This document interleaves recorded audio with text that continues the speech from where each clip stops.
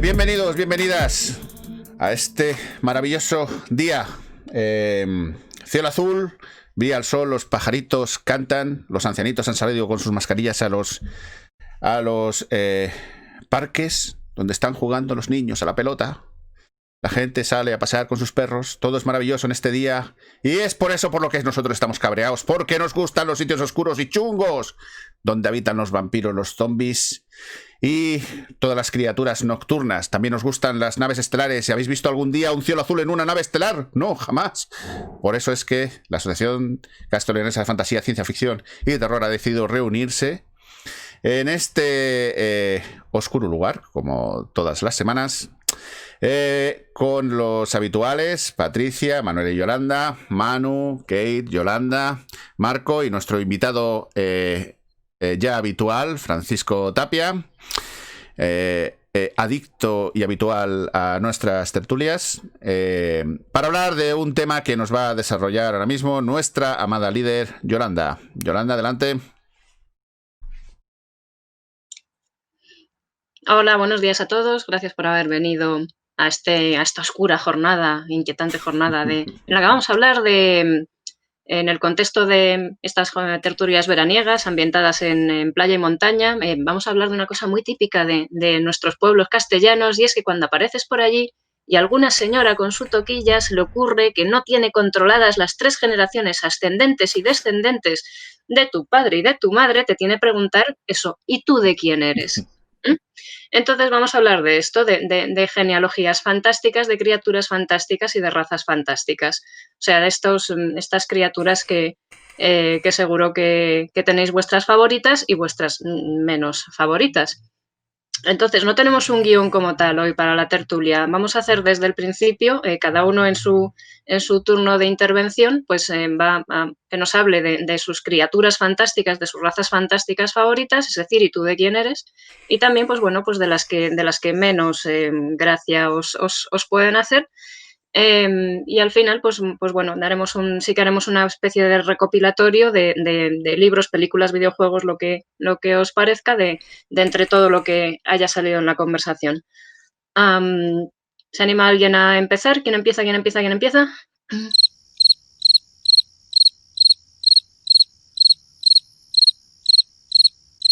No os veo muy animados. Bueno, pues voy a empezar yo. Además, autocorrigiéndome algo que dije en la pasada tertulia. En la pasada tertulia os acordaréis que absolví a Disney de todos los cargos de edulcoración, ¿verdad? No me di cuenta de algo muy triste, de lo que Disney sí que es lamentablemente culpable, y es: Disney, Dios mío, por favor, ¿qué habéis hecho con las hadas? Y entonces de esa criaturita maravillosa quería hablaros, no especialmente porque sea mi favorita, pero sí creo que es la que peor representada está actualmente en la fantasía, porque las han convertido en seres bondadosos, en seres que ayudan a los humanos. Siempre está ahí el hada madrina para concederte para concederte dones, para ayudarte en lo que tengas que conseguir.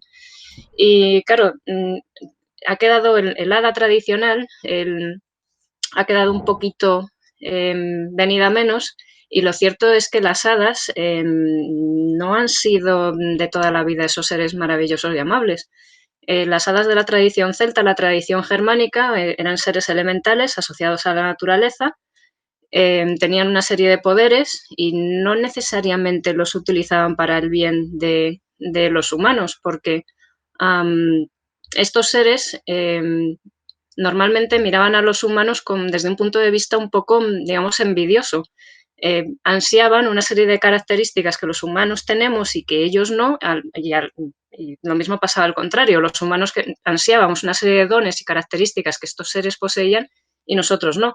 Entonces la relación siempre ha sido un poco tensa, un poco como de amor-odio, y las hadas, pues ha habido momentos determinados en los que amables con los humanos precisamente pues no han sido, porque una de las cosas que ellas más ansían de la humanidad es un alma inmortal, que es algo que se supone que ellas no tienen.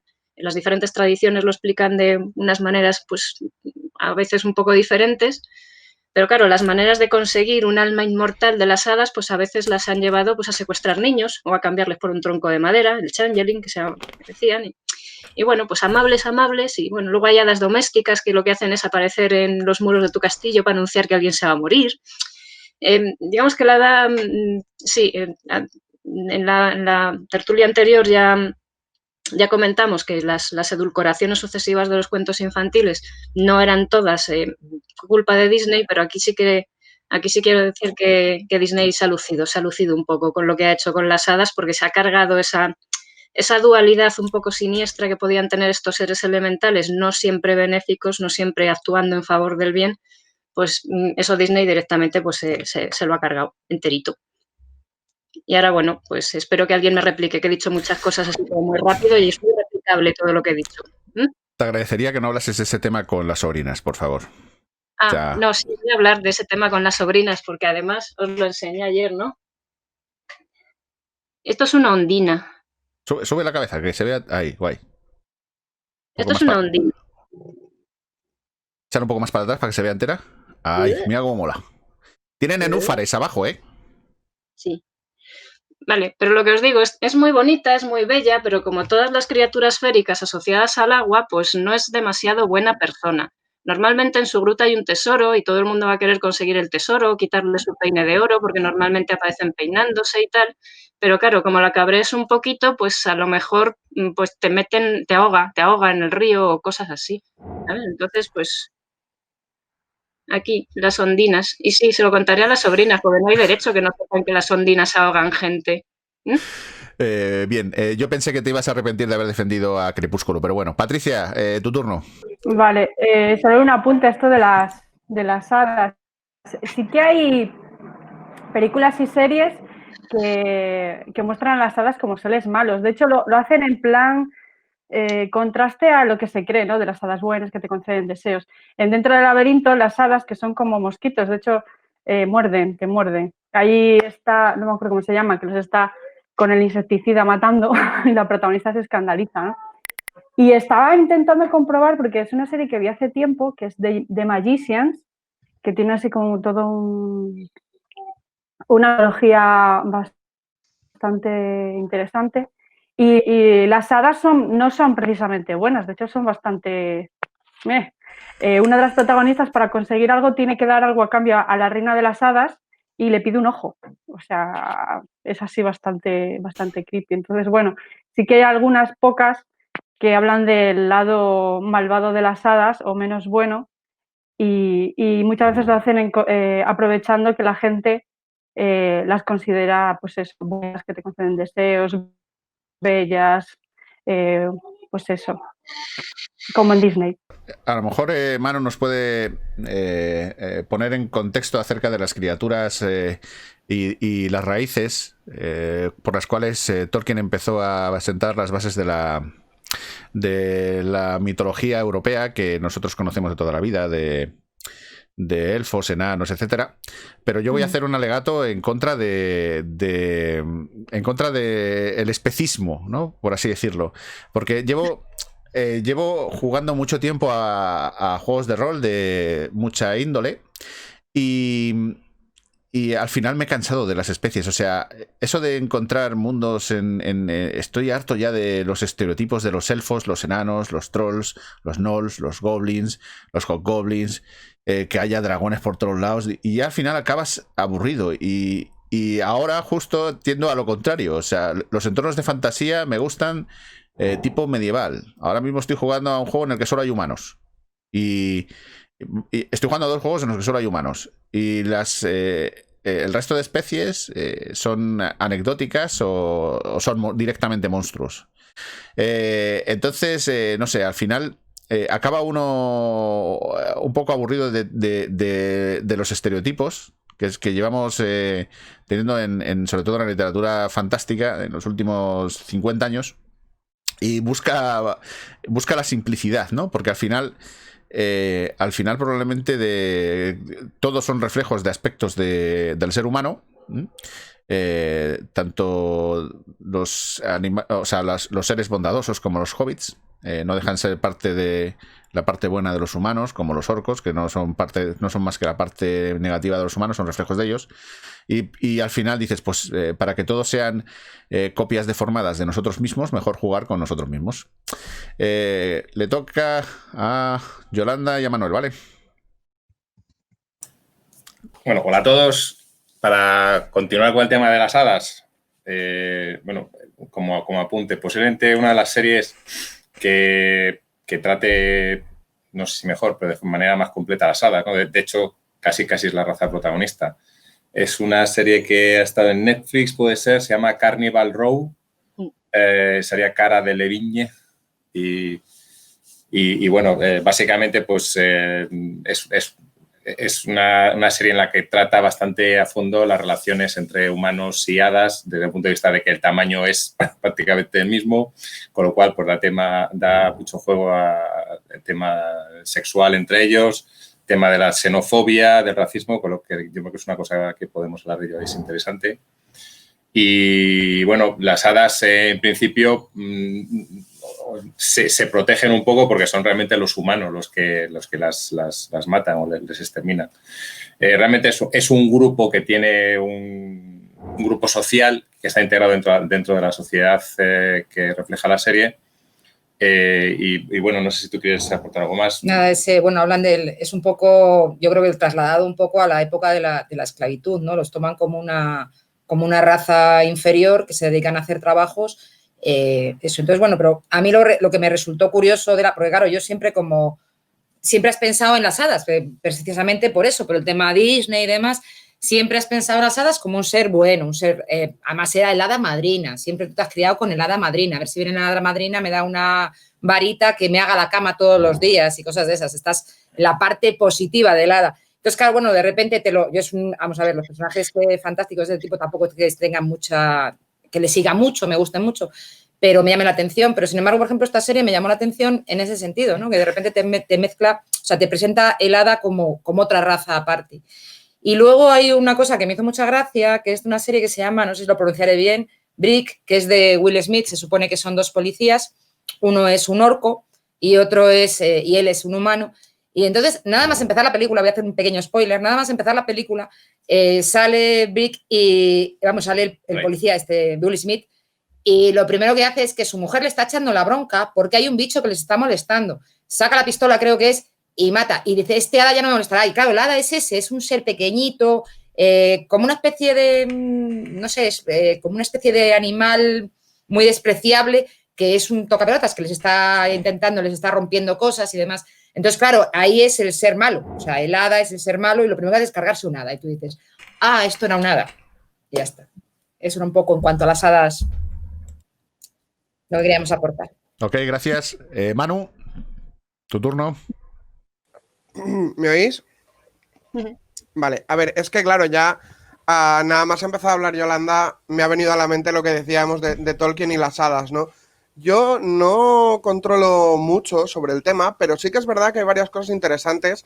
O sea, para empezar, esto yo creo que todos lo sabéis, Tolkien era un cristiano, un católico ferviente, o sea, él era muy católico y las hadas, la representación de las hadas así en plan medieval tiene que ver con que el catolicismo, cuando se impone como religión dominante en Europa, se encuentra con un problema y es con el problema de que hay muchas regiones, muchos lugares de Europa así pequeñitos donde tienen adoración a algún tipo de pequeña deidad materna del tema bosques y tal, ¿no? O sea, lo que serían pues pequeños equivalentes de Ceres, ¿sabes? La típica diosa de la naturaleza, pero en pequeñito.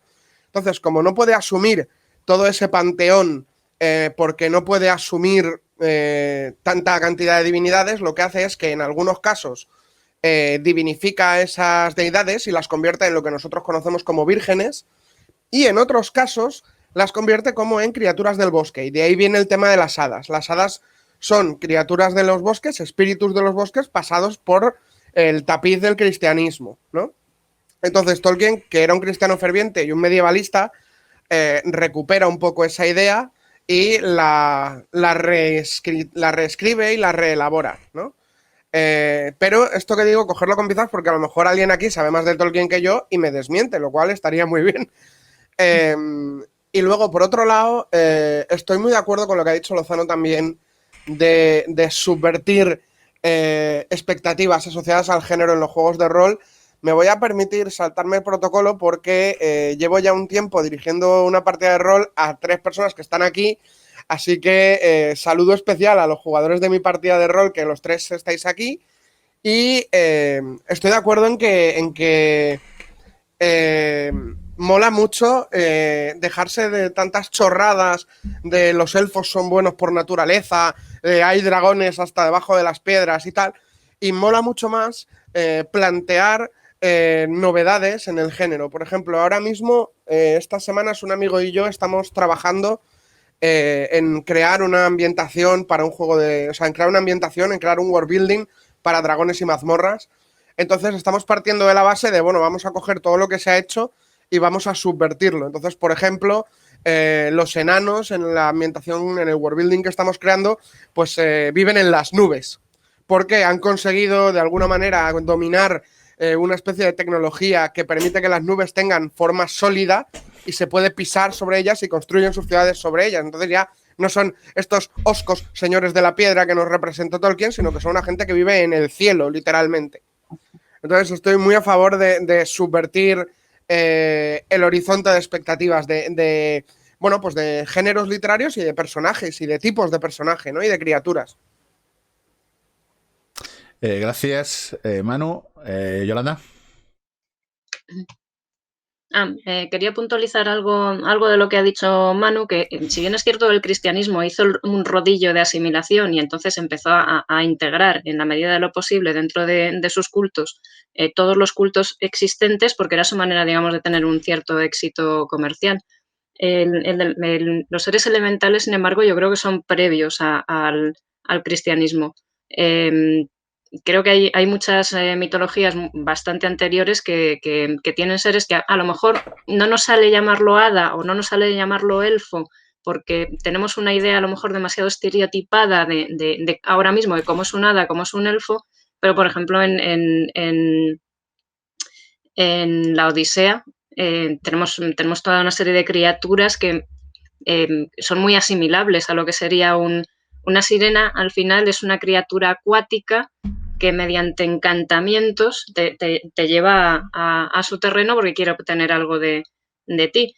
Entonces, digamos que esas figuras de alguna manera transmutadas en diferentes formas o llamadas de diferentes maneras son pero bastante más antiguas que el cristianismo. Y también quería puntualizar que el elfo, ahora mismo todo el mundo tenemos en la cabeza ese elfo de Tolkien, ese ser bello, estilizado, guapo, maravilloso, Orlando Bloom, con lentillas. Y sin embargo, los elfos, como seres elementales, en la mayoría de las mitologías son duendecitos, son unas criaturillas chiquininas, burlonas, rompepelotas. Los domésticos pues, son los responsables muchas veces de pequeños extravíos por casa y tal, y son más parecidos pues al típico leprechaun irlandés, al típico duendecillo corretón que está por todas partes tocando un poco las narices, que no al elfo de Tolkien, que no sé si realmente esta reinvención es atribuible a Tolkien o si alguien o si siguió un proceso de alguna manera o si otro autor fue quien hizo esto, pero bueno, eso quería deciros que actualmente a lo mejor como tenemos demasiado estereotipadas estas razas fantásticas, no pensamos en ellas en los términos en los que han existido en otros momentos históricos, pero yo creo que han existido desde siempre. Yo creo que al primer troglodita que hubo en la cueva que no encontraba un hueso, pensó se lo ha llevado un duende o algo así. Sí, todos tenemos la imagen de ese Orlando Bloom subido en una tabla de surf disparando a los orcos, sí, es horrible, sí. Sapkowski hizo una modificación de los elfos en la saga de Geralt de Rivia. Francisco, te toca. Ay, que me desmuteo. A ver, hay una puntualización. Tolkien tiene una evolución. Dentro de la propia obra de Tolkien hay una evolución del concepto de los elfos. Uno mira los elfos del Silmarillion, o sea, los elfos del Silmarillion, Galadriel, pues bueno, o sea, estos tíos cometen un genocidio a lo largo de toda una costa por vengar el robo de los Silmarils. Y los elfos en la primera, en la segunda edad, son realmente una banda de personajes, pues poco más o menos que austriacos del Tercer Reich. Y luego, sin embargo, como a base de palos, pues van cambiando su carácter y serían los elfos que nos salen en la tercera edad en El Señor de los Anillos. Luego ya el cine pues ha contribuido a echar todavía mucho más y lo ha dejado así, pero en el propio Tolkien se observa esa evolución. Para el principio los elfos no son precisamente seres amables, son una panda de soberbios que, bueno, se dedican a pasar a cuchillo a sus propios hermanos en los puertos, me parece que los puertos de Aqualondé. Y dice que, bueno, durante mucho tiempo el agua estuvo teñida de sangre. Eso, y bueno, y la señorita Galadriel, la rubita, pues la rubita cruza lo que sería una especie de estrecho de Bering, el hielo crujiente, detrás de los ladrones para vengar los Silmarils. Entonces, no es la misma Galadriel que lleva una tinaja y te hace mirar en el espejo. Mira en el espejo y tal, ¿y qué encontraré y tal? Toma, Frodo, mira, para los demás tal y para ti un bote de luz. Pues no, sino que es realmente, es todo un personaje que dices, es para tenerle miedo. Entonces, ahí sí que sería el aporte un poco. Tolkien también evoluciona. Y luego, en cuanto a las hadas y los elementales como seres, yo estoy con Yolanda también, son, pues eso, el primer día que alguien no pudo explicar algo, esto es una criaturita de tal, o fulanito se ha perdido en el bosque, es que se lo han llevado las hadas, o los duendes. Los elfos de Tolkien, yo tampoco tengo muy buena imagen de ellos, ¿no? Porque al final no dejan de ser unos cabrones que dicen, ahí os quedáis, pero bueno. Manu. Sí, no, solo quería apuntar que sí que, o sea, no las he leído a conciencia, pero sí que me han llegado que hay reinterpretaciones o interpretaciones de la pugna entre los elfos y los orcos en la literatura de Tolkien a través del racismo. O sea, hacer una lectura de los elfos como los representantes del supremacismo blanco y los orcos como gente de África, que son unos incivilizados, unos bárbaros que están completamente al margen de todo aquello que es bueno y bello. Entonces yo, como no sé mucho de este tema, no quisiera posicionarme porque creo que puedo decir algo profundamente erróneo, pero sí que me han llegado noticias de que hay gente que está, digamos, hablando de esto desde el punto de vista de el racismo. Y de hecho son aportaciones que, bueno, no sé si alguno la habéis leído, pero yo al menos tengo curiosidad por saber cómo se sustenta esa argumentación. Nada, solo, pues más que nada también para ver si alguien había oído hablar de esto o qué opinabais vosotros si sabéis algo más del tema. Sí que hay una novela que habla de la historia del Señor de los Anillos desde el punto de vista de los orcos. No sé si es a la que te refieres, no me acuerdo cómo se llama. Kate, ¿te toca? A ver si lo encuentro ahora mientras hablamos. Bueno, yo tengo que decir que de hadas no sé demasiado, o sea, no son una de estas criaturas en las que me haya metido mucho a buscar cosas sobre el tema o sea, más allá de haber tenido una agenda de hadas o algo por el estilo, por la estética en su momento, no es algo de lo que haya investigado mucho, no como otras amigas que tengo que están obsesionadas con las hadas, pero bueno. Pero no sé, yo las hadas siempre he tenido la idea de que había, al menos en el rollo este así más edulcorado que decíais, que hay como dos tipos, que estarían como las hadas madrinas, que decíais, que son como más tamaño humanas, más tipo, más que te guían, te ayudan y esas cosas. Y luego estarían las hadas estas que son pequeñitas, que pueden ser un poco más capullinas, o sea, un poco, que son como muy cookies, muy con sus alitas y su brilli y demás, pero que luego tienen su punto así como medio travieso, medio, vamos, la campanilla de toda la vida. Porque Campanilla es un poco capulla, hay que reconocerlo, lo estábamos diciendo por ahí por el chat. Pero luego sí que es verdad que cuando empiezas a salir así de Disney y de los cuentos para niños como nos han llegado últimamente, o sea, como nos han llegado en las últimas décadas, sí que es verdad que te encuentras que tiran más al rollo...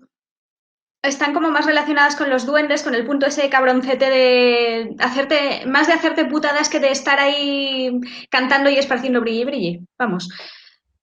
Lo que pasa es que luego también me ha venido a la cabeza, porque yo estaba pensando que a mí no me gustan demasiado las hadas, pero luego me han venido a la cabeza también Glinda, del Mago de Oz, que creo recordar que también era algún tipo de hada. Y creo que era más una figura así un poco tipo, no mentora, pero como alguien que te ayudaba, te aconsejaba. O sea, como más una representación de la sabiduría y esas cosas. Y luego también me he acordado de Titania, del Sueño de una noche de verano, que, bueno, es también... es un crash total. Quizá porque yo la tengo asociada con Michelle Pfeiffer, que era la que era la que la interpretaba en la versión cinematográfica, y esa mujer desprende como carisma por todas partes. Pero vamos, todo esto para decir que de las hadas no me he informado tanto, pero yo ahora mismo tiendo a relacionarlas más con el tema de los duendes y eso, que por cierto, ahora que hablabais de elfos, yo creo que también lo del concepto de los elfos depende un poco del idioma y de la cultura, por decirlo de alguna manera, porque elfos, sí, también vemos a los de, o sea, elfos son los de Tolkien, esos que son así como con el pelo pantén, y sí, yo también tengo la imagen de que son unos clasistas y unos divos. No, bueno, lo de buenos por naturaleza hay una mierda, pero bueno. Pero luego también se llama elfos a los que son más tipo, pues como decíais, tipo los leprechauns, los duendes, o sea, unos bichos que son más bien feos de narices. Tipo, no sé, me vienen a la cabeza, por ejemplo, en Los Simpson, no sé si habéis visto alguna vez que los niños a veces ven unas películas que son como una especie de duendecillos verdes, muy feos, con nariz grande, orejas picudas, que suelen ser tipo los que ayudan a Santa Claus, pero eso, que son más bien feos. Yo creo que depende un poco eso de la cultura, porque al menos en inglés, por ejemplo, elf puede referirse tanto a unos como a otros. Y entonces, pues, siempre hay que matizar un poco de cuáles estamos hablando. Y luego creo que también han salido por ahí brevemente las sirenas. Una cosa curiosa con las sirenas es que, por ejemplo, en inglés hay dos palabras distintas. Está por un lado mermaid, que son pues las sirenas que nos vienen a la cabeza de cuerpo de mujer, cola de pez, que hacen naufragar los barcos. Y bueno, Ariel. Y luego, por otro lado, está la palabra siren, que se refiere, aparte de las de las ambulancias, inserte redoble de batería para el chiste malo. Las sirens son también las griegas, que a mucha gente se le olvida que en realidad eran con cara de mujer y cuerpo de pájaro, lo cual quizá recuerde más a las arpías, pero bueno. Y nada, eso es todo por ahora. No sé si este libro, el último anillo, es al que se refería Manu, pero bueno, esta es la historia del anillo desde el punto de vista de los malos. El último anillo de Kirill Yeskov, que debe ser ruso. Manuel y Yolanda. Yo quería hablar un poco relacionado colateralmente con lo que ha hecho antes Manu. A mí me interesa el tema de las razas, me interesa sobre todo cómo se relacionan las razas humanas con las no humanas. Y digamos, pues esto suele generar pues toda una serie o no suele generar una serie de emociones, ¿no? Entonces estaba pensando en que las películas o libros en las que las relaciones de concordia aparecen, pues la verdad es que no son muy numerosas, o a mí me lo parece. No sé si luego a vosotros se os ocurre alguna. Quizás sea porque no da mucho juego, ¿no? Más habitual pues puede ser las relaciones violentas, como puede ser, pues, por ejemplo, en el juego de Ender o en Independence Day o en Enemigo Mío, o directamente relaciones de discriminación y racismo, ¿no? Un poco relacionado con lo que decía antes Manu, como podemos ver en Alien Nación o en Distrito 9. Entonces, bueno, a mí eso me interesaba. No sé si a alguno de vosotros se os ocurre más ejemplos o ejemplos de concordia. Realmente, en ninguna, me da la sensación de que en ninguno de estos ejemplos que he puesto se desarrollan, que decía, a nivel de concordia, sí es cierto que podemos encontrar películas o series o libros, pero que no desarrollan mucho el concepto de raza como tal, sino que a lo mejor un extraterrestre puntual o un ente, un ser. Así que, bueno, ahí dejo la pelota botando a ver si a alguno se os ocurre algo más. Una aportación más, V. V, correcto. En la que ahora que lo dices, Manuel, hay una peli absolutamente increíble que refleja el apartheid en Sudáfrica, pero desde el punto de vista alien. ¿Cómo se llama esa peli? Distrito 9. Distrito 9. Brutal. Están los aliens en un gueto y los tratan como basura, y esa peli mola mogollón. Francisco. Bueno, hay una revisión de las razas clásicas de Tolkien, por cortesía o gracias a Games Workshop. Games Workshop, los mismos de Warhammer 40.000, tienes la raza de los Eldars y son elfos, ¿vale? Han cogido las razas clásicas y les han dado una vuelta. Entonces los Eldar, o sea, son unos tíos que en su día provocan, para que los que no conocen la ambientación, básicamente es el futuro. Y hay razas y los Eldar son una raza. Son una raza más, y en su día, pues bueno, provocan la aparición de lo que se llama el caos. El caos, una ruptura del espacio-tiempo. De hecho, revientan su mundo, tienen un dios, un avatar, que es el Kane, el asesino. Y bueno, de amables no tienen absolutamente nada. Son una panda de personajes que van en mundos astronave y hacen la guerra constantemente. Y bueno, llegan y son capaces de llegar a una colonia humana, y si tienen que hacer sus asuntos allí, lo que hacen es un exterminio.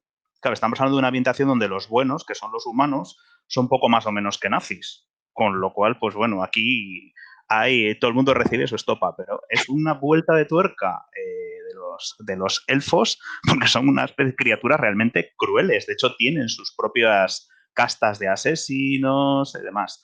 Y a mí me parece, como aporte, me parece muy, muy, muy interesante. A nivel de... Y con esto entroncaríamos con lo de ciencia ficción, que me parece también que es también un amplio abanico de razas, especies, y bueno, de eso ya hablaré de aquí un ratito. Cuando intervenga, pues traigo gatitos espaciales, entre otras cosas.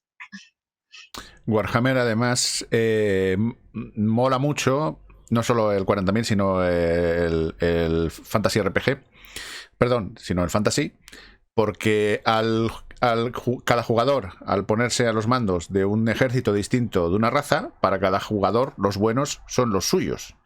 Y entonces, para un jugador puede ser posible que los buenos sean los Scavens, que son ratas horribles que tienen túneles subterráneos y que se alimentan de los restos de la sociedad. Le tocaba el turno a Manu. Sí, pues yo estoy muy de acuerdo con lo que ha dicho Manuel, que sí que es verdad que los ejemplos de concordia brillan por su escasez, porque generalmente la diversidad de razas tiene que ver o entronca con el tema de la pluralidad en la sociedad, de la diferencia, y seamos realistas, ¿vale? La raza humana no gestiona bien la diversidad, ¿vale? Históricamente tenemos un problema con esto.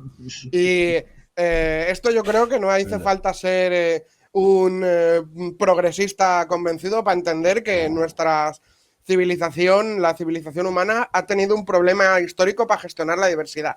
Sin embargo, creo que sí que hay dos ejemplos, y además son ejemplos, son clasicazos dentro del género, que sí que son ejemplos de tolerancia y de un cosmos verdaderamente plural. El primer ejemplo sería Star Trek. O sea, Star Trek es un alegato a la concordia, ¿no? Porque básicamente es la historia de una nave cuya misión es explorar el espacio, pero que tiene prohibido intervenir en el desarrollo de otras civilizaciones, ¿no? Explorar los límites del espacio conocido, pero no pueden ir por ahí invadiendo planetas y demás. Es una nave donde además había Spock, que era un vulcaniano, había también un ruso, estaba también la otra chica del puente, que era negra. O sea, había una diversidad racial importante, Y, bueno, todo el asunto de explorar lo desconocido, pero sin la belicosidad propia de los estadounidenses, está muy bien. Y el otro referente que se me ocurre así a bote pronto es Doctor Who. O sea, Doctor Who es una serie que va de explorar el universo, muy al estilo de Star Trek, y es la historia de este super alienígena con una inteligencia absolutamente sobrehumana que viaja por el tiempo y el espacio y que se encuentra en sus viajes con gente de la más diversa índole, ¿no? Entonces, el alegato de Doctor Who también es un alegato hacia asumir que la sociedad es diversa y que nadie tiene por qué tener la hegemonía, porque nadie tiene la razón así en plan absoluto.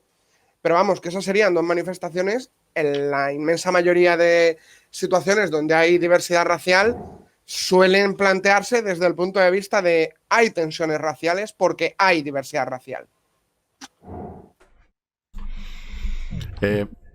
Le tocaba el turno a Marco, pero se ha ido.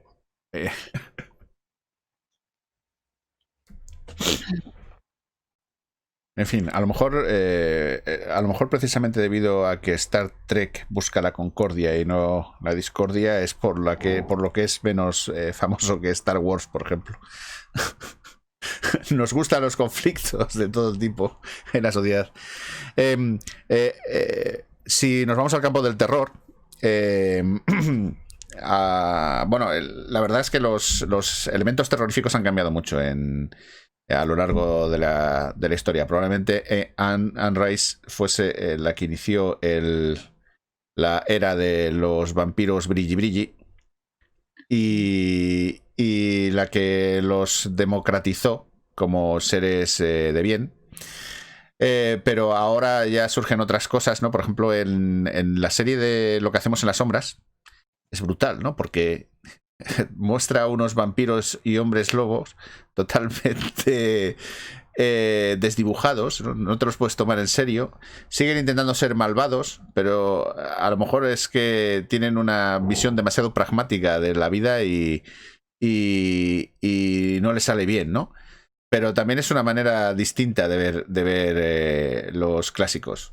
También me viene a la memoria Sapkowski con la saga Geralt de Rivia, en la cual nos intenta acercar una visión más eslava de los mitos clásicos y varía mucho la idea tanto de elfos como de enanos, como de las criaturas malvadas que hay en el mundo. Y hay muchos más ejemplos de este tipo. Y después de este filler, porque no quería hablar nadie, paso el turno a Manuel y Yolanda. No, es el tema que has dicho, el tema de los vampiros y de los hombres lobos. Es curioso porque siempre, o sea, de un tiempo a esta parte parece como que esos dos personajes van siempre unidos. Y luego encima, pues claro, es la insoportable levedad del ser, o sea, tienen remordimientos y tienen eso. Y ahora que se me ha pasado por la cabeza es una tontería, no sé si sería una tontería o no, que claro, realmente nos presentan a un vampiro que tiene remordimientos por lo que está haciendo al ser humano y el hombre lobo también, que quizás hasta cierto punto el vampiro es una raza aparte. El hombre lobo se supone que es un hombre que, bueno, pues durante unos días pues se transforma en un ser y mata porque es una bestia. No sé por qué cómo ha llegado a este punto de vista, porque a este tema, decías tú que Anne Rice, que es la primera que edulcora, que es curioso, cuando nosotros de pequeños tenías miedo, o sea, tú ibas por cualquier sitio que te ibas a dar una vuelta afuera del pueblo, al cementerio, por ahí, y en el momento en que oías un crujido de rama, iba a ser el hombre lobo el que te iba a atacar, y ese te daba mucho miedo. Yo no sé, quizás la figura del hombre lobo a mí siempre me ha llamado mucho la atención, por eso, porque es un pobre hombre que se transforma, está ahí. Y bueno, pues últimamente hemos estado de vacaciones por la zona de Galicia, por la zona de Ourense, y nos hablaban del tema de Roma Santa, que era el primer hombre lobo que se supone que en los papeles le juzgaron, y en el papel se dijo que realmente le exoneraban de sus crímenes, entre comillas, porque realmente sufría de licantropía. Entonces, no se sabe muy bien hasta cierto punto, claro, tú llegas allí, te planteas, y como supongo que aquí en Castilla y León durante toda la vida, que tú ibas por un bosque y había un psicópata que te mataba, pues era muy fácil que la gente llegase a concluir de que podía haber sido un animal, una bestia. Entonces, bueno, el tema, yo no sé si alguno más del tema del hombre lobo, que a mí también me llama bastante la atención, era el que quería puntualizar. ¿Cómo se llama la película? Roma Santa. Roma Santa, ya está. Pues hay que verla, que está bien. Y hace poco yo también vi una peli de eso, pero no me acuerdo cuál era. Si se acuerda Yolanda. Manu. En esta de Roma Santa te lo trata además, no te lo trata como un ser fantástico, vamos, fantástico en el sentido de eso, sino es la historia del buhonero que en su momento pues te cuenta un poco, a mí me ha resultado curiosa, es igual que la del El Pacto de los Lobos, la película francesa que también te hablaba, a mí también me gustó mucho, que te hablaba un poco, pero bueno, luego derivaba por otro sitio, pero bueno, era una forma de tratar al hombre lobo desde otro punto de vista, desde un punto de vista un poco más humano. Sí, era esa a la que me refería, El Pacto de los Lobos. Te sobra media hora de película, pero bueno, estaba bien. Sí, la parte final, básicamente. Manu. Un apunte muy rápido. Y es que yo, curioseando por la Wikipedia, busqué y me encontré con el tipo este de Roma Santa. Y la leyenda de Roma Santa es del siglo XIX. Quiere decirse, es un señor o una leyenda que cronológicamente no tiene nada que envidiarle a otros grandes clasicazos como pues el Conde Drácula, El Hombre Invisible, Dr. Jekyll y Mr. Hyde. Entonces, desde hace unas semanas llevo fantaseando cómo sería hacer una reescritura del cómic este de La Liga de los Hombres Extraordinarios, pero incluir a Roma Santa, al licántropo español.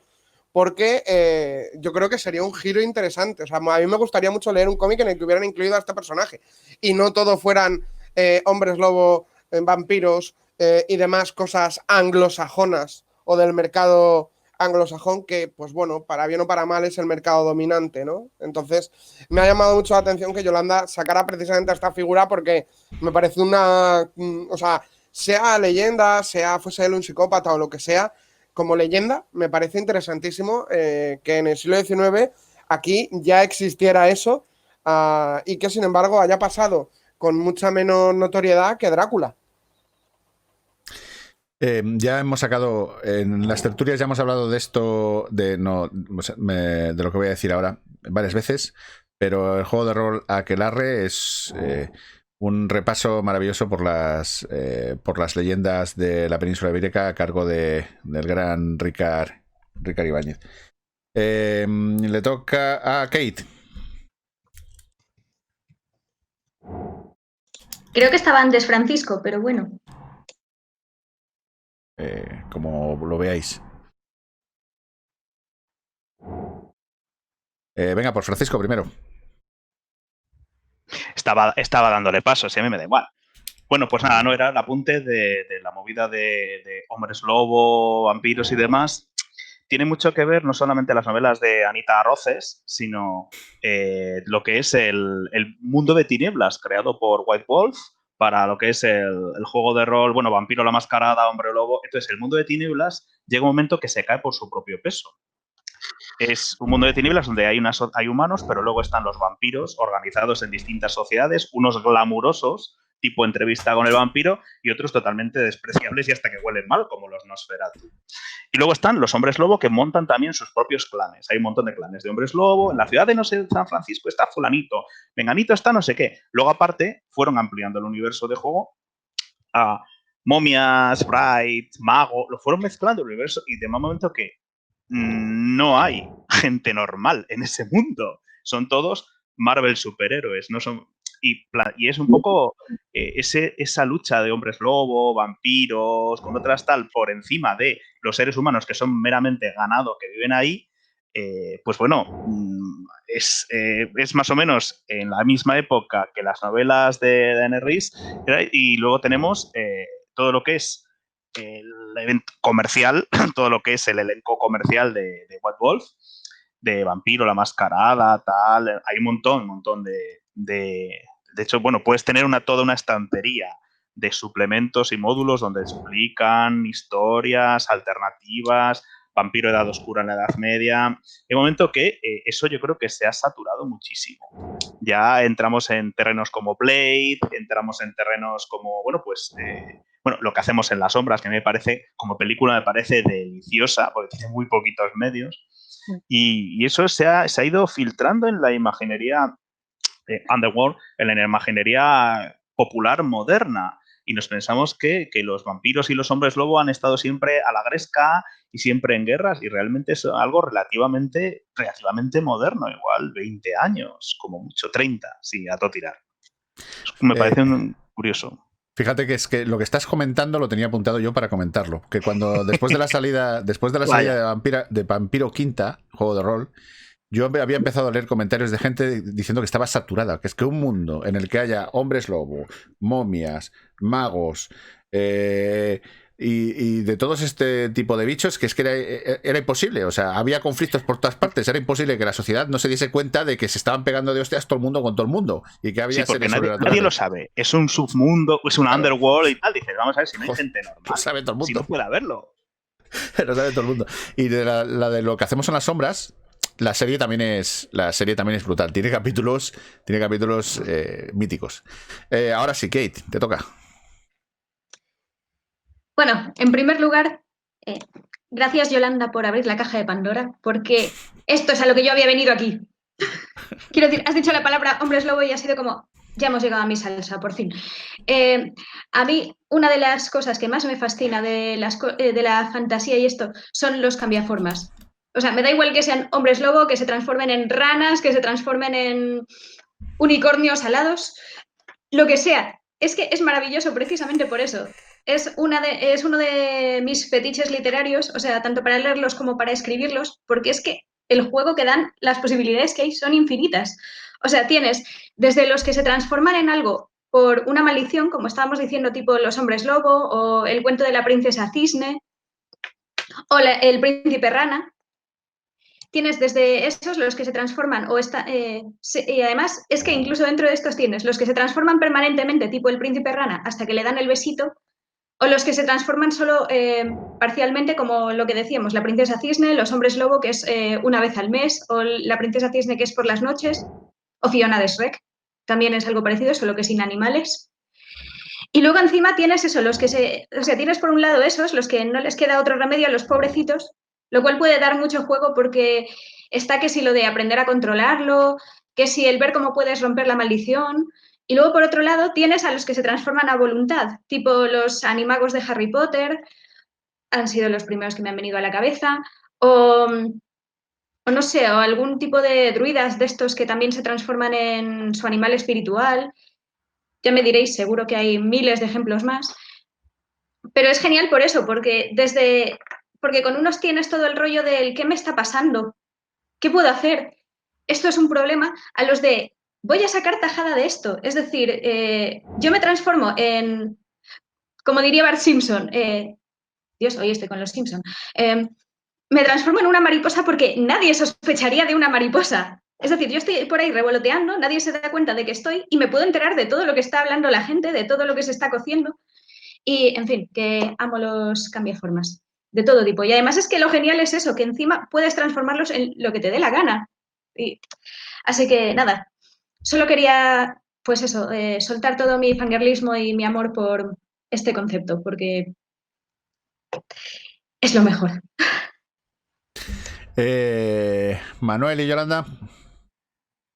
No, solo hacer un apunte en cuanto a esto de las mezclas. Es curioso porque yo no sé si al final enriquece o simplemente es el mezclar distintas criaturas y conflicto entre ellas, o simplemente es que están ahí y es muy fácil, ya están, a ver, lo que es el mundo o lo que es, ya están hechas, con lo cual ya con ponerlas en conflicto ya creamos algo nuevo. No sé si también sería falta de imaginación por crear algo nuevo.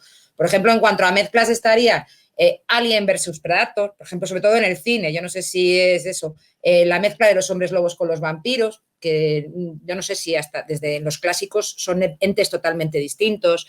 No sé, incluso las películas de miedo estamos mezclando a Jason y Freddy, o sea, ya estás creando una mezcla que no sé a cuento de qué viene. O incluso, nosotros ya eso también viene hace tiempo, porque yo me acuerdo en los cines estos cuando éramos pequeños de serie B, que al final tú era King Kong versus Godzilla.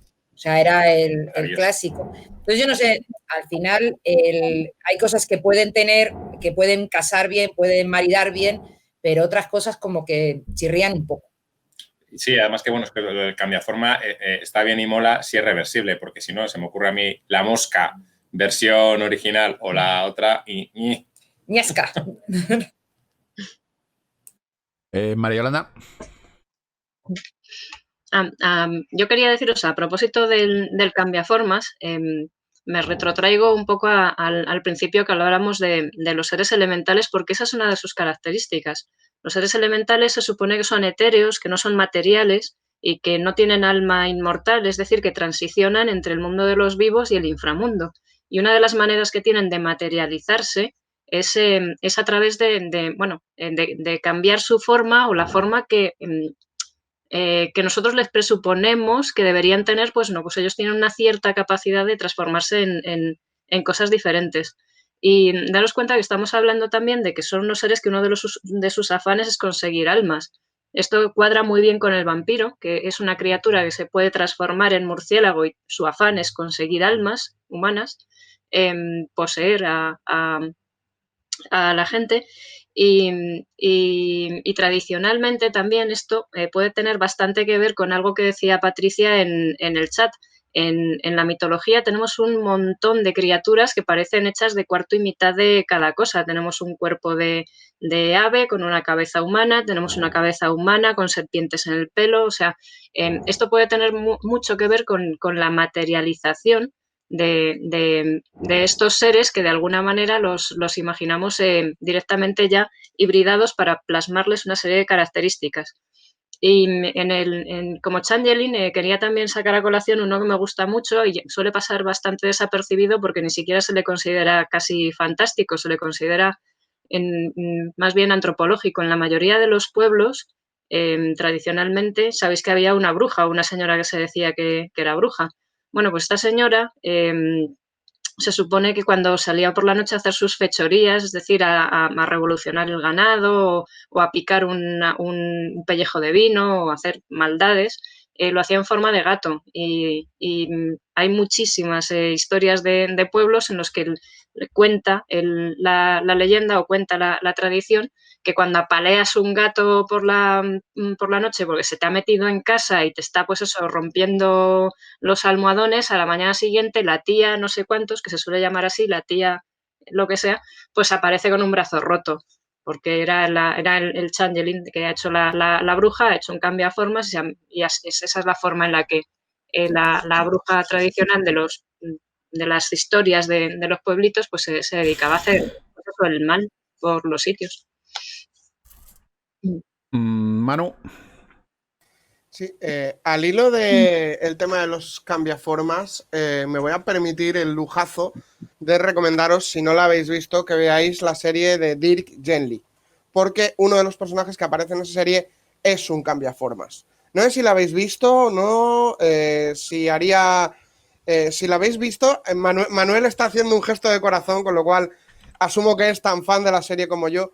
Yo soy incapaz de hablar de esa serie sin hacer spoilers, pero recomiendo mucho que la veáis porque es una serie que plantea preguntas interesantes sobre el universo y cómo la gente está conectada con el universo y qué se puede hacer o cuáles son los peligros de que haya gente que tiene una conexión espiritual con el tejido del universo que trasciende lo que se puede explicar a través de la ciencia. Aparte de eso, yo personalmente, o sea, es una serie que es de estas que te dejan con el culo roto, ¿vale? Porque tiene muchas, o sea, coquetea con la fantasía, la ciencia ficción y demás. Sí.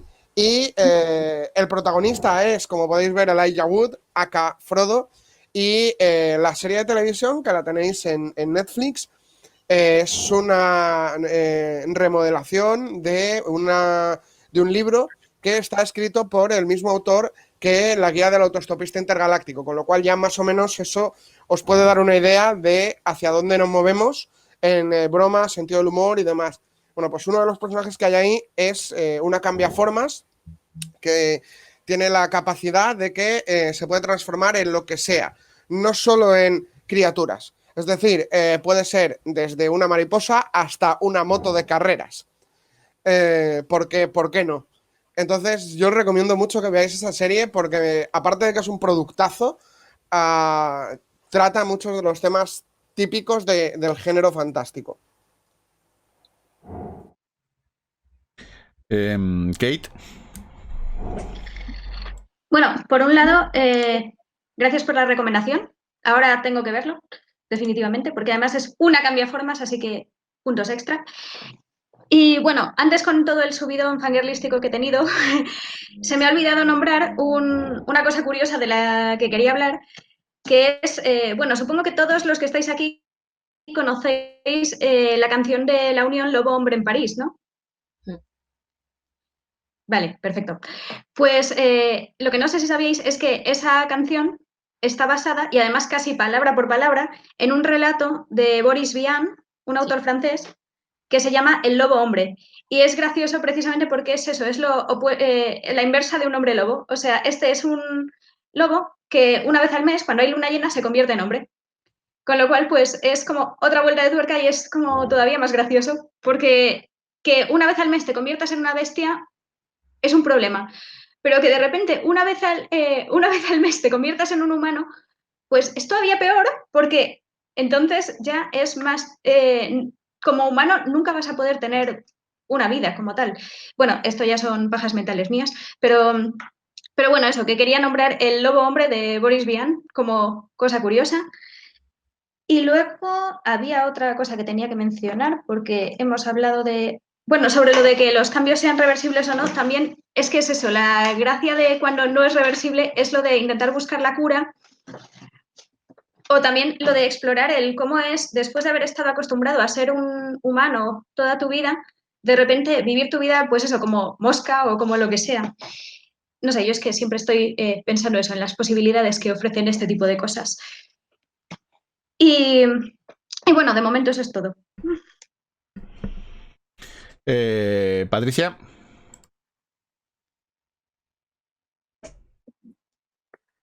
A ver, varias cosas, se ha hablado de mucho.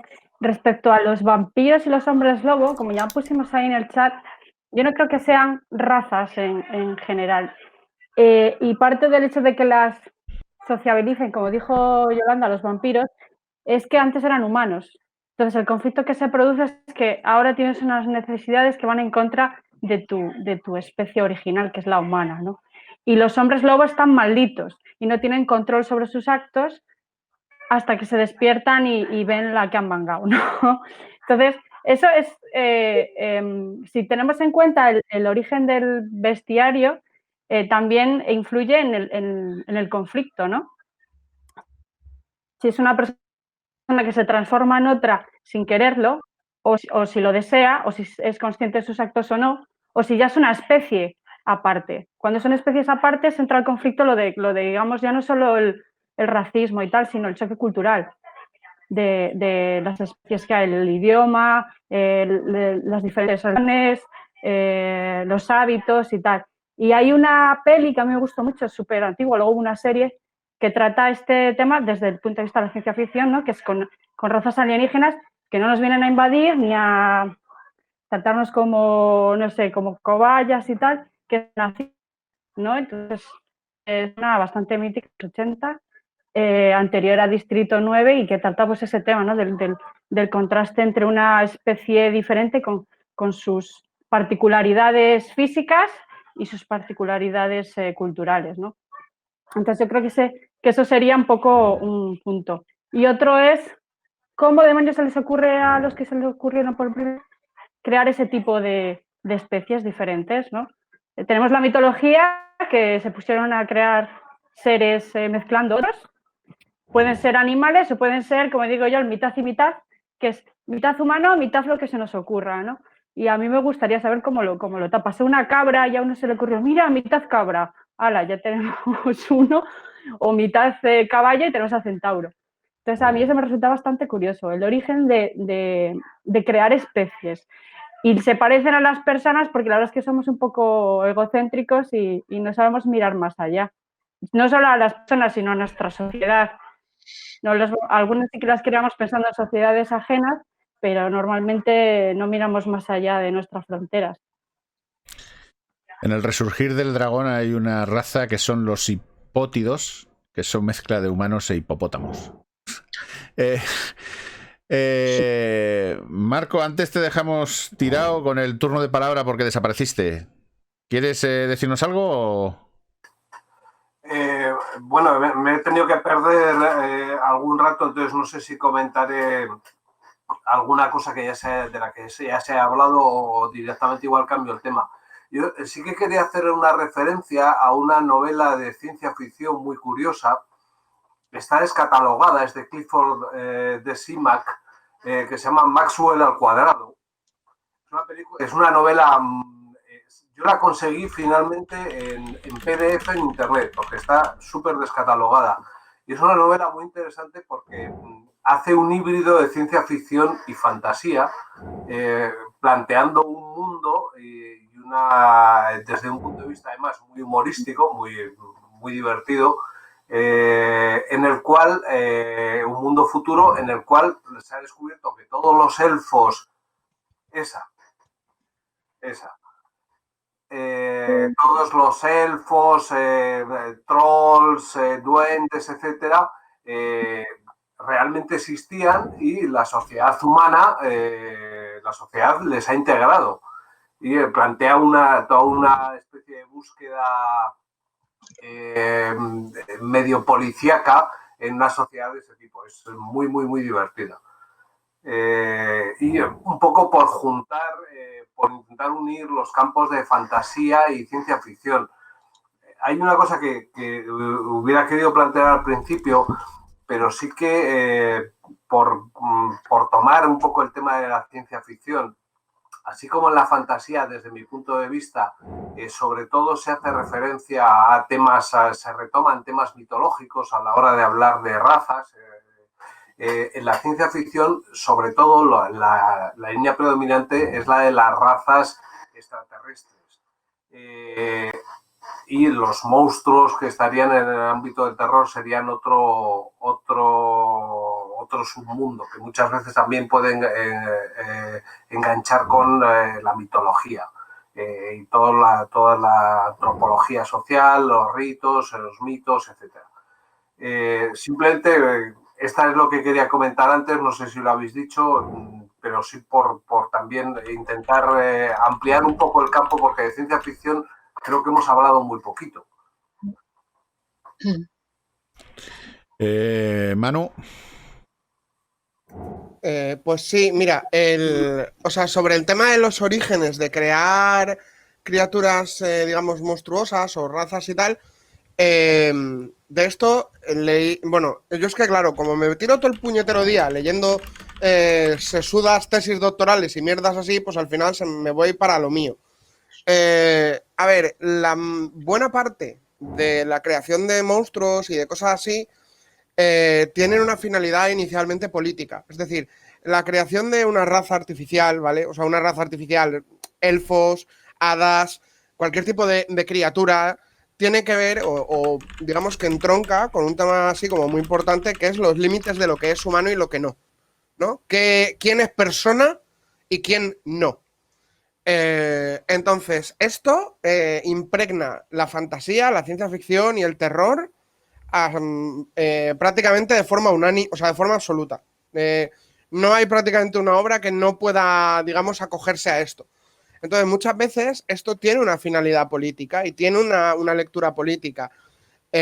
Cuando una civilización o una cultura prospera, necesita una mitología que la apoye. ¿Sabes? Porque en la mitología descansa, en el relato descansa la legitimidad para que esa sociedad sea como es, ¿no? Si tenemos una sociedad monárquica, es porque hay una mitología detrás que dice que nuestro monarca es depositario de un poder divino, ¿no? Ahí tenéis rey por la gracia de Dios, Luis XIV, y no hace tanto Franco, caudillo de España, por la gracia de Dios. Que esto los más veteranos aquí recordarán las monedas acuñadas así. Entonces siempre hay una mitología que apoya y parte de esa mitología se basa en que hay una frontera entre lo que es humano y lo que no lo es. Y lo que no es humano es lo monstruoso. Entonces muchos monstruos vienen de ahí, de teorizar sobre cuál es el límite de lo que vamos a considerar apto para nuestra sociedad. Y eso es lo que explica, por ejemplo, mitos clasicazos como el mito de las Amazonas. El mito de las Amazonas no es, aunque ahora se está haciendo una reescritura de esto desde una perspectiva así como feminista y tal, de una sociedad de mujeres no patriarcal, el mito de las Amazonas, inicialmente los griegos lo proponen como un mito que dice, bueno, nosotros esto es lo que pasaría si nuestra sociedad la gobernaran una panda de mujeres que son unas histéricas. Entonces es un mito inicialmente muy machista, porque lo que te propone es que si la sociedad estuviera gobernada por mujeres, sería una sociedad de locas que van invadiendo porque además no tienen ningún sentido del honor y ni siquiera entran dentro de los límites de la civilización porque son unas putas bárbaras. Entonces, muchas veces el monstruo tiene también que ver con eso, ¿no? Y sobre esto tengo una cantidad de lecturas que a quien quiera yo se las paso, yo se las comparto porque son todo tesis doctorales y artículos y tal, pero, jolín, son tesis doctorales y mierdas así muy densas. Entonces, entiendo que no os apetezca. Kate. Bueno, aunque me desvío un poco de esto último y vuelva un poco atrás, aunque bueno, también está enlazado de algún modo, me he acordado de que antes nuestra Presi ha nombrado a los Changeling, que según busqué en su momento se pueden traducir como algo así como niños cambiados. Se refiere a un poco como estos pájaros, digo no, creo que son lagartos, bueno, estos animales que sustituyen los huevos de otros por los suyos. ¿Por qué? Pues no lo sé, pero bueno, por joder, supongo. Igual que eso, se creía en su momento también que las hadas, duendes, inserte criatura extraña aquí, hacían lo mismo con los niños humanos, o sea, que cambiaban a los niños por sus descendientes. Y eso normalmente recuerdo que se utilizaba mucho para explicar pues cuando te salía un niño con algún tipo de discapacidad o algún tipo de condición un poco anómala. Y sé que, por ejemplo, hay una película de terror que en realidad no tiene mucho que ver con esto, pero se titula The Changeling porque el pobre niño salió paralítico y eso. Y curiosamente luego en español le tradujeron el título como Al final de la escalera, que no tiene nada que ver, pero bueno. Luego también nuestra presidenta ha abierto otra de mis cajas de Pandora favoritas, que es que, señoras y señores, en parte el tema de esta conversación, o sea, de esta tertulia, ha salido por la postertulia anterior, en la que nos dimos cuenta de que habíamos hablado de cuentos y se nos olvidó mencionar uno de los animales que más juego da para los cuentos y este tipo de cosas. Se nos olvidó hablar del importante papel de los gatitos en todo lo que es la fantasía, el terror y demás. Y es que también... Es que los gatos también son como, bueno, aparte de los reyes de los memes en internet, también han tenido muchísimos roles. O sea, han sido familiares de las brujas, han sido presagios de muerte. Por ejemplo, en cuentos de terror de Sheridan Le Fanu hay un relato que se llama El gato blanco, en el que el gato es como una especie de banshee, o sea, se aparece cuando alguien de la familia va a morir. Luego tenemos también al gato negro de Poe. Tenemos los hombres gato, sí, otra vez volviendo a los cambiaformas, de la saga El legado, vulgarmente conocida como Eragon.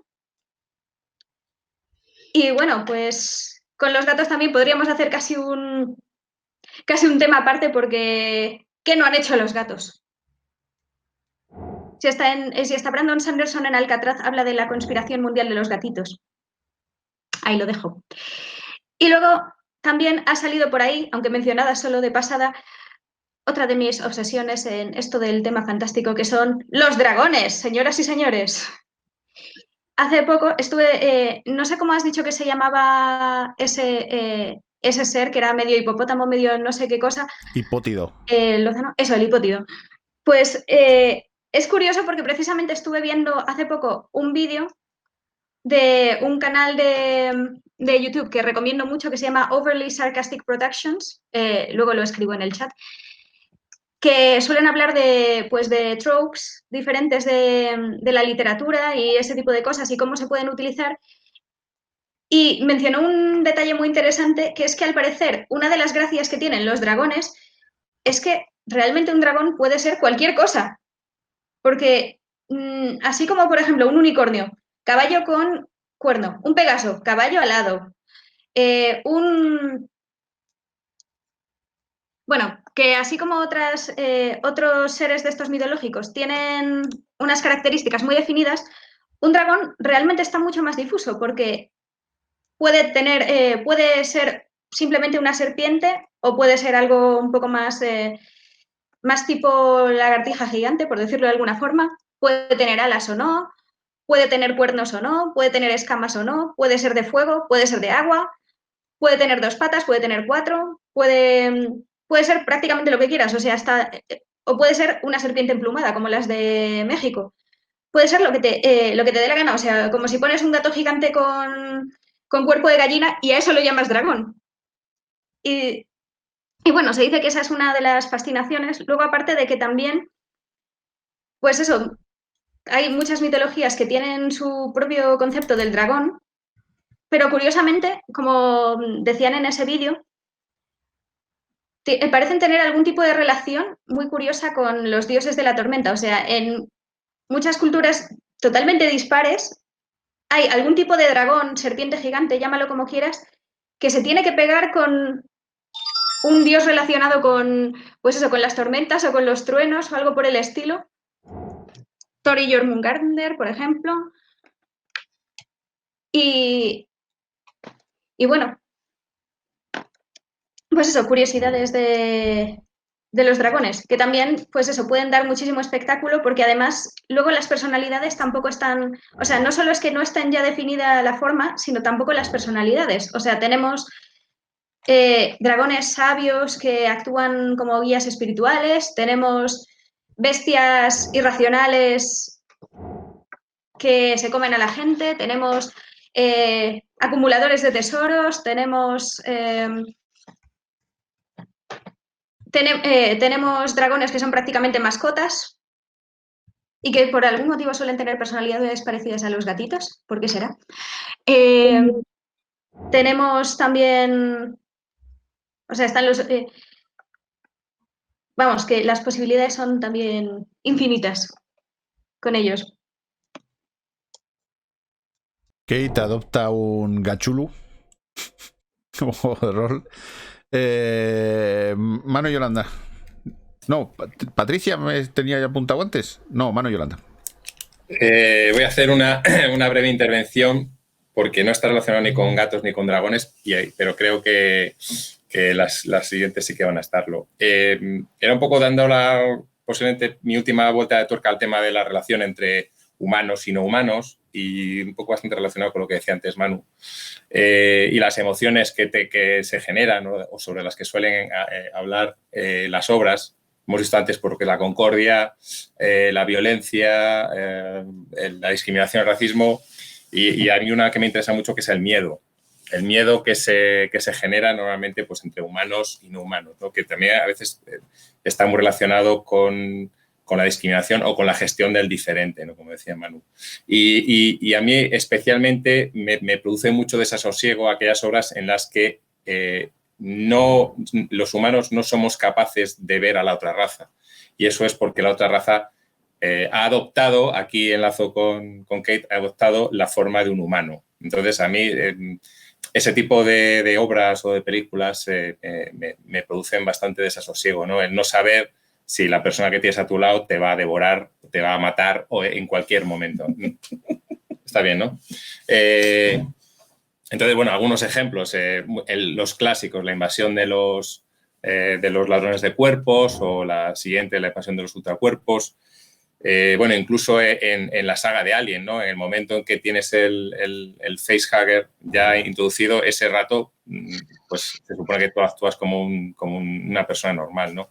Ese desasosiego de la cosa, ¿no? Cuando se ha metido el bicho, entonces están entre los pocos supervivientes determinando si es mejor matarse unos a otros o esperar a que el bicho salga de las entrañas.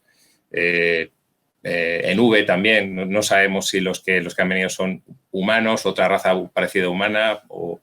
Entonces, bueno, pues todo ese desasosiego, y volvemos a lo mismo, posiblemente haya algún ejemplo en que no es tan desasosegante como puede ser a lo mejor la película de Starman, pero en realidad el jugar con ese miedo al que es igual que tú, que no nos engañemos, viene en la Guerra Fría, pues se jugó mucho con ese tipo de cine, pues para alertar contra el comunismo, ¿no? Entonces hoy en día que está todo tan polarizado y tan conmigo contra mí, pues no sé si alguien utilizará estos miedos pues para generar más obras. En Sin Noticias de GURP, el extraterrestre también se viste de Marta Sánchez, me parece. Francisco, te toca. Pues yo voy a enlazar lo que estamos hablando de las razas, las especies, con los conflictos interespecies, con la ciencia ficción.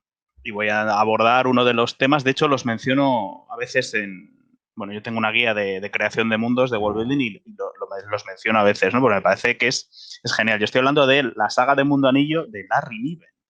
En la saga de Mundo Anillo plantea, aparte de plantear la existencia de un mundo en una banda tipo esfera Dyson alrededor de una estrella, una esfera Dyson sería una estructura capaz de una especie de cúpula alrededor de una estrella para captar el 100% de la energía solar, ¿vale? Pues esto lo plantean como una raza alienígena que ha creado un anillo. Bueno, pues a lo largo del tema, resumiendo, sin hacer muchos spoilers, básicamente plantea la siguiente mitología. Hay una raza alienígena llamada los protectores PAC, que tienen descendencia y tienen un estado larvario que seríamos algo parecido a nosotros.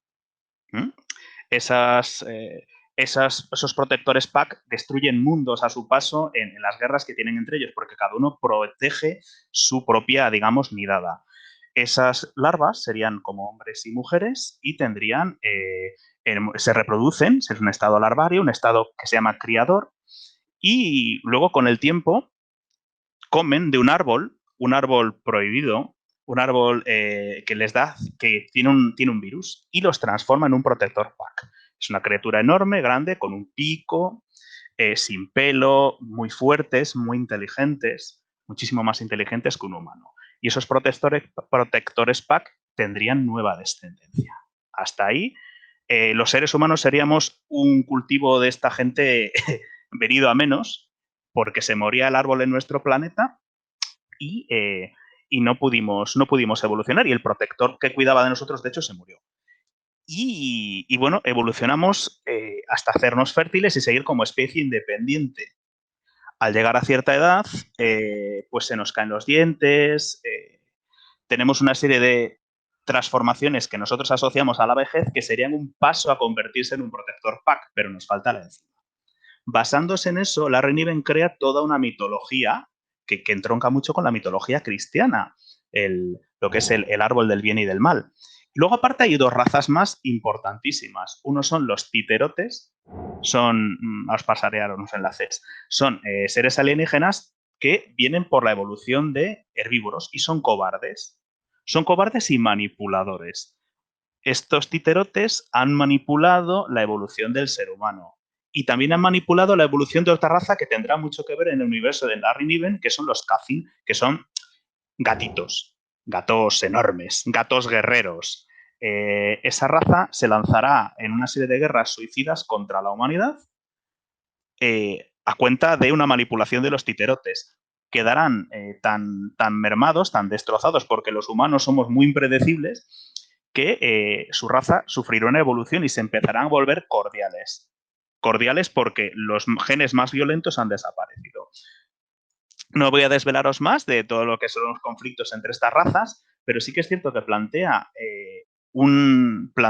las diferencias raciales como fruto de no solamente de malentendidos, sino de malentendidos provocados, de situaciones provocadas por intereses de terceros, ¿vale?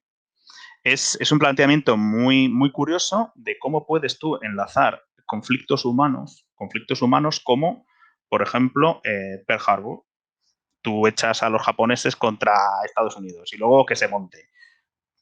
Esas manipulaciones, lo vemos constantemente, la guerra de Vietnam, todo lo que son la guerra de Siria, todo lo que son los conflictos que realmente están estallando por ahí, son provocados por intereses de otros tipos que no están en el ajo. En ese caso serían como los titerotes, de ahí su nombre, manipulando a otras razas. Me parece que era un aporte interesante que tenía que hacer porque, bueno, pues porque estamos hablando de razas, especies, ciencia ficción, y Larry Niven la verdad es que tiene muy poquitas obras publicadas en español, creo que 3, lo que es la saga de Mundo Anillo, pero luego tiene un montón que narran todos estos pormenores, pues bueno, están en inglés y están por ahí en la red. A nivel de explicar, de ir complementando ese rico universo en el que crea unas razas que no tienen nada que ver con las razas clásicas ni de la ciencia ficción ni de la fantasía, y la verdad es que lo hace de una manera magistral. Ahora os voy a poner en el chat unos cuantos enlaces porque me parece súper interesante. Gracias, Francisco. Se nos acaban los turnos de palabra y nos vamos acercando al fin de la charla. Llevamos 1 hora y 20. Si os parece, vamos a proceder al turno de palabra. ¿Cuál es nuestra raza no humana favorita dentro de los géneros de la fantasía, ciencia ficción y terror? Así que idlo pensando. Y por si no... Para daros un poco más de tiempo os voy a hacer la mía, que se me acaba de ocurrir. Como ya dije al principio de la charla, estoy un poco cansado ya de los especismos, por lo tanto la raza que voy a elegir es los enanos Gullit de la Dragonlance. Es la cosa más divertida que te puedas echar a la cara dentro del contexto de que la Dragonlance es una saga de novelas de los años 80 y 90, y por lo menos en España. Y bueno, son seres esclavizados, totalmente estúpidos, que tienen sus propias creencias chamánicas y que no son capaces ni de contar, ¿no? Cuando les preguntan cuántos guardianes hay, le dicen que 2. Y claro, dice, ¿pero cómo va a haber solo 2 guardianes? Dice, a ver, empieza a contar. Y empieza 1, 2, 2, 2, 2, 2, 2, 2. O sea, solo sabía identificar entre 1 y muchos, ¿no? Por lo tanto, yo me quedo... Hoy elijo el primero y me quedo con los enanos Gullit. Francisco, ¿te puedes quedar con alguna raza para abrir el...? ¿Con alguna raza? Pues hombre, yo tendría varias opciones para elegir una raza bien. Me quedaría con los melniboneses de Michael Moorcock, porque son unos tíos subidos de tono, malos, como ellos solos, y muy creídos. Me parece, de hecho, bueno, me parece una raza interesante dentro de lo que es más que una variación de los humanos. Me molan mucho los melniboneses. Bueno, en general casi todos los príncipes condenados de Moorcock. Patricia. Pues a ver, yo no tengo ninguna raza así... que sé, hay tantas. Pero bueno, si tengo que elegir una y decir una, los Gremlins. Con su compañero Mowi. Que son muy tal. Y cualquiera que saliera en Futurama. Pero Futurama me parecía una serie tan genial... Que está súper, no sé, olvidada, la verdad. Son unos dibujos maravillosos y yo no me acuerdo del nombre, pero el que era como un cangrejo que hablaba así, ese era genial. Así que cualquiera de Futurama y los Gremlins.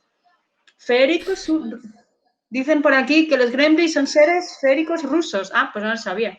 Sí, se asocian al funcionamiento de los objetos, ¿vale? Entonces, es una tradición. Cuando algo funciona mal, por ejemplo, funciona mal la red, es que hay gremlins en los ordenadores. Qué curioso.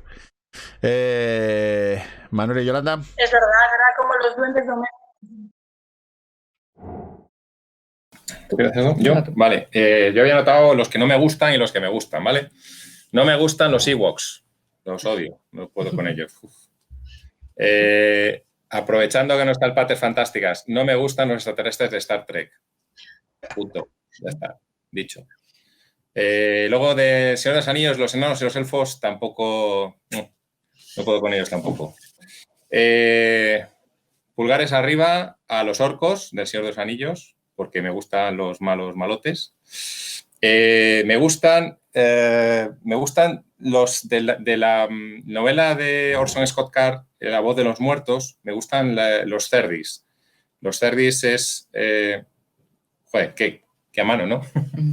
Bueno, pues es una de las razas con las que está en contacto una colonia humana en un planeta que se llama Lusitania. Y digamos que se produce una serie de asesinatos de los cerdis a los humanos que el protagonista pues va a investigar. Entonces sí que me parece que en este libro sí que se produce una descripción bastante completa de lo que es una raza, lo que es su biología y lo que es su forma de pensar y cómo esa forma de pensar choca o es tan difícil de entender y asumir por los humanos. Me parece un ejemplo perfecto.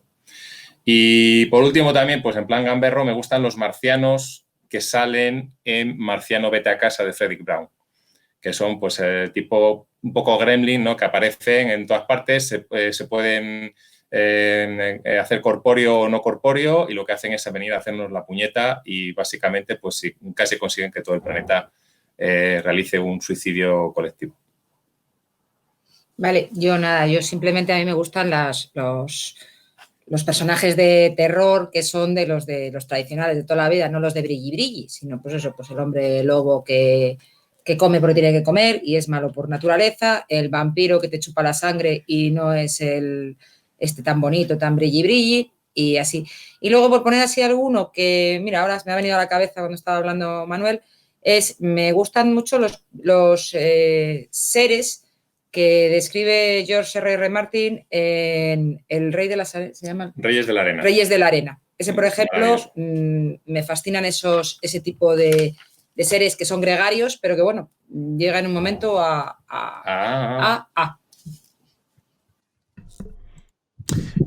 Joder, los Minions, no he dicho los Minions. Manu. Pues yo tendría una enorme lista de criaturas que me gustan, pero si me quedo uno, me voy a quedar con algo que nadie ha dicho, que son los robots de Asimov. O sea, las criaturas artificiales que propone Asimov, gobernadas por las 3 leyes de la robótica que todo el mundo conoce. Y me gusta porque generalmente, las leyes de la robótica presuponen que esas criaturas no son sujetos de derechos, porque una lectura de esas 3 leyes da como resultado que básicamente la función de esos robots es la servidumbre, pero me parece súper interesante el dilema que plantean sobre los límites de lo humano a través de ciencia ficción dura y de, bueno, pues de toda la saga de toda la producción de Asimov, ¿no? Gracias, Kate. Bueno, yo raza como tal tampoco tengo. Ya he dicho que mis fetiches son los cambiapieles o cambiaformas, mejor dicho. Me da igual en lo que se transformen. Si has metido en tu película, serie, libro, lo que sea, videojuego, lo que sea, alguien que cambia, que se convierte en algo, te amo. Y luego, pues así por decir algo de razas, voy a hacer aquí también un pequeño alegato en defensa de los hobbits de toda la vida, porque, ¿qué coño? Eran gente muy lista. O sea, ellos solo querían estar a su bola, en su pueblo, comiendo, bebiendo, cantando canciones estúpidas.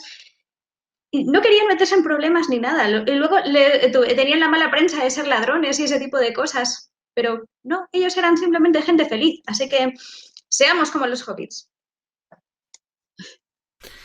Yolanda.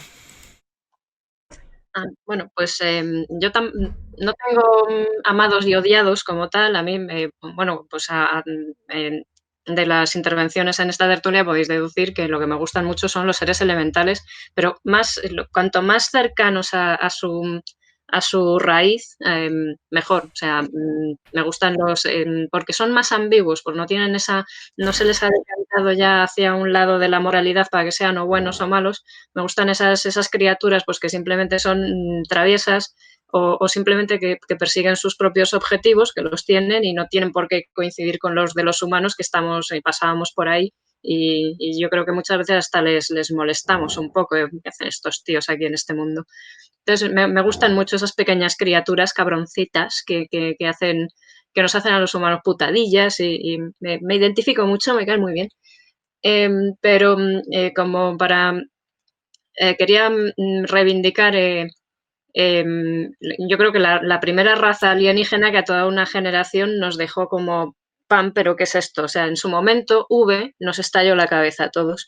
Hemos vuelto a ver Lozano y yo la serie esta semana pasada y la verdad es que en cuanto a efectos especiales, en cuanto a rodaje, ha envejecido fatal. O sea, hay escenas que son muy hilarantes. La verdad es que te ríes mucho cuando sale ahí el aura dorada y unas cosas un poco extrañas. Pero claro, es que daros cuenta que en su momento estábamos recordando, pues creo que la ponían los sábados por la tarde y además la mayoría de los capítulos, como corresponde a esa época, que tenías que esperarte una semana para ver el siguiente capítulo, acababan en unos cliffhangers, pero brutales. Y claro, ahora no tiene gracia porque tienes toda la temporada bajada, le das al botón y sigues viendo, pero es que nos acordábamos de, ¿tú te acuerdas de cómo se te quedaba el cuerpo cuando cortaban el capítulo ahí? Te tenías que esperar a la semana que viene, que estabas ahí delante de la tele y ahora qué pasa, y ahora qué pasa, y ahora qué pasa.